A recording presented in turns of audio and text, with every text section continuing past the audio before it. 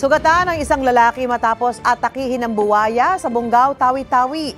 Sa San Juan Abra naman, karumal-dumal ang sinapit ng 4 na kambing sa magkakahiwalay na barangay. Narito ang unang balita.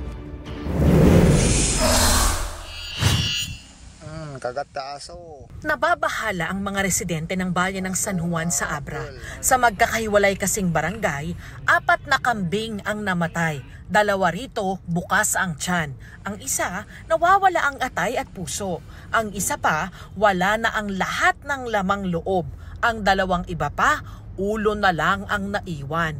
Sa takot ng mga residente, itinali nila ang mga alaga nilang hayop malapit sa kanilang bahay. Naghigpit naman ang mga barangay ng pagbabantay sa gabi.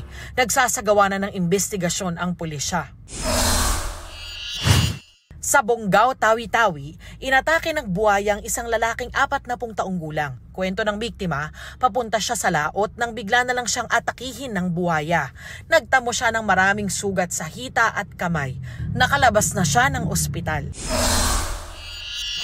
Dahil sa lakas ng alon, tumaob ang isang bangka sa dagat na sakop ng bayan ng Pandan sa Catanduanes. Sakay nito ang 2 mangingisda.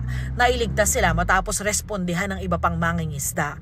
Tumulong din ang Philippine Coast Guard at lokal na pamahalaan. Paalala ng Pandan MDRRMO, hindi pa pinapayagan ang paglalayag ng mga maliliit na bangka doon dahil sa nakataas na gale warning. Yan ang unang balita. Darlene Kai para sa GMA Integrated News. Mga kapuso, para una ka sa mga balita, mag-subscribe sa GMA Integrated News sa YouTube. Sa mga kapuso abroad, subaybayan niyo po kami sa GMA Pinoy TV at sa www.gmanews.tv.